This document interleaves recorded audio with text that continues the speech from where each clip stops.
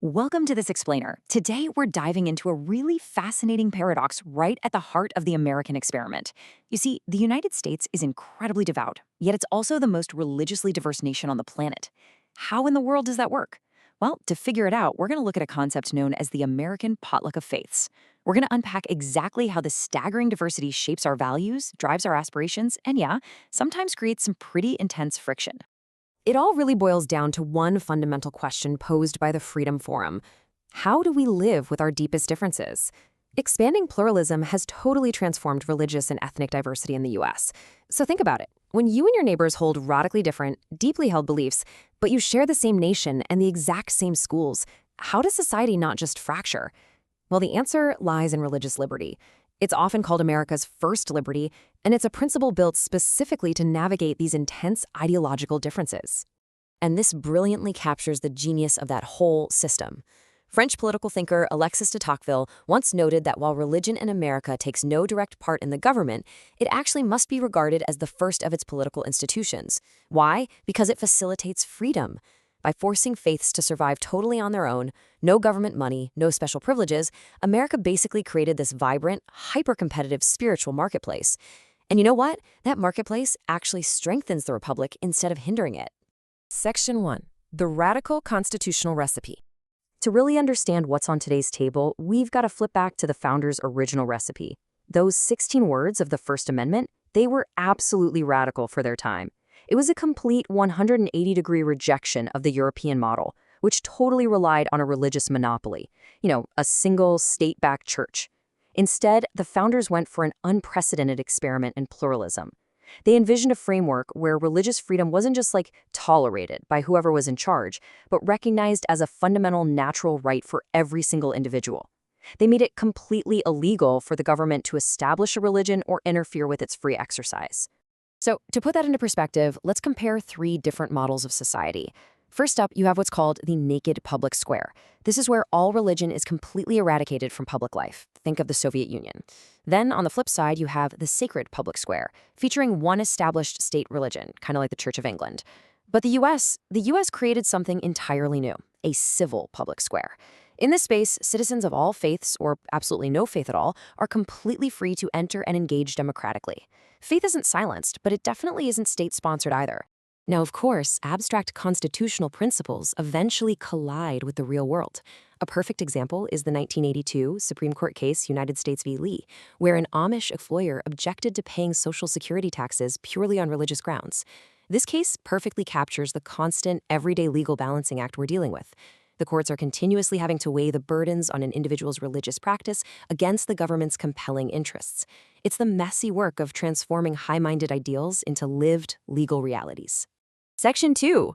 From melting pot to potluck. Let's look at how the actual demographic makeup of the country has shifted over the decades, because it fundamentally changed the national character. For a huge chunk of American history, society was overwhelmingly Protestant.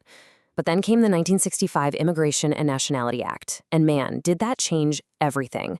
By expanding immigration quotas, the U.S. started pulling in cultures and faiths from literally all across the globe. This single piece of legislation was the spark that expanded the nation into a true multi-faith reality.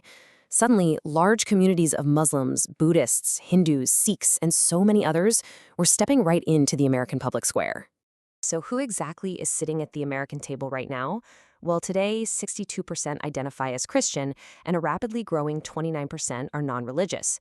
The remaining 7% is made up of Jewish, Muslim, Buddhist, Hindu, and other faith communities.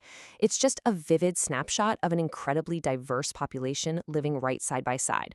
Because of all this rich diversity, that old metaphor we all learned in school, the American melting pot, where everyone's unique differences just melt away into one uniform identity, well, it doesn't quite fit anymore, does it? Scholar Abu Patel suggests a way better metaphor, the potluck. Think about it. At a potluck, you don't take all the food and blend it into one big indistinguishable soup, right?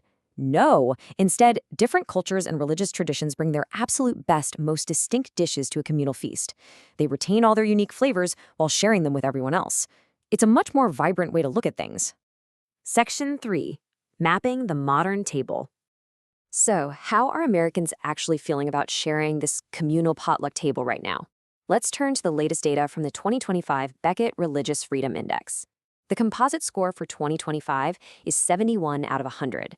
Now, despite all the doom and gloom you might see in the headlines, this number is actually an all-time high since they started tracking this data. It points to a strong, sustained, and genuinely growing overall support for religious freedom among the American public. And even more striking is the score of 75, specifically for the religious sharing dimension of the index. This measures how accepted it is to express faith beliefs and preach to others in public. This is a really notable jump. It shows that Americans are moving away from a timid, sort of behind-closed-doors view of religion. Basically, people are increasingly happy to see their neighbors bring their unique dishes, their faith, right out into the open public square. Interestingly, the data shows that defending individuals actually unites a really broad swath of Americans. For instance, 73% support parents having the right to opt their children out of public school content they find morally inappropriate. That mirrors the 62% support for religious parents in recent curriculum legal battles. And 58% support a business owner's right to decline custom work that directly conflicts with their beliefs. What this suggests is that Americans largely rally together to protect individuals against government overreach, and that holds true regardless of the specific faith in question. Section 4. Tension in the public square. Of course, every potluck has the potential for a food fight, right? Let's look at some contemporary challenges that are definitely threatening to disrupt the table. Right now, a whopping 80% of Americans say the country is deeply divided. Looking closely at the numbers, roughly 1 in 3 Americans adheres to or sympathizes with Christian nationalism. And among those adherents, 66% actually favor stripping citizenship and deporting citizens deemed a threat. On top of that, there's a really interesting gender gap emerging in Gen Z regarding religious pluralism. Support for pluralism sits at 89 for young women, but drops down to 82 for young men. Make no mistake, these data points represent some very serious, genuine friction points when it comes to maintaining a civil public square. And this friction echoes perfectly what sociologist Robert Bellah called our civil religion.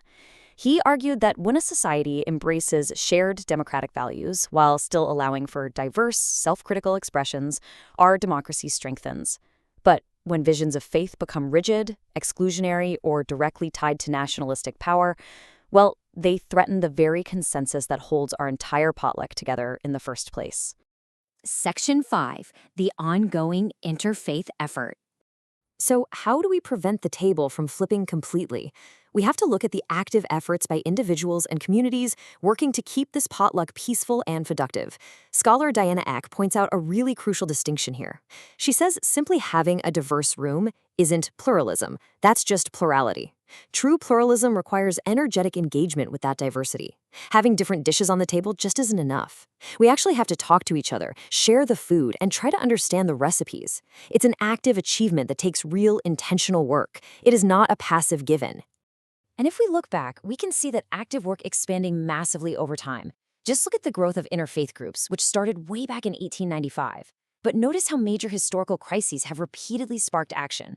There was a massive spike in the 2000s in direct response to 9/11, as communities actively banded together to combat extremism and bigotry. And today, in the 2010s and beyond, we're seeing huge collaborations like the Team Up project. This is where people of various faiths literally build homes and playgrounds together. They are actively bridging deep differences through shared, side-by-side community service. If you're looking for a practical operating manual for maintaining this civil public square, the Williamsguard Charter has you covered with what they call the 3 R's of religious liberty. Number 1, rights. A right for a Christian is a right for a Muslim, a Jew, or an atheist. It's universal. Number 2, responsibilities.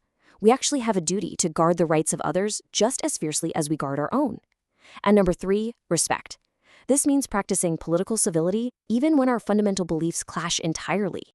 Which brings us to our final thought.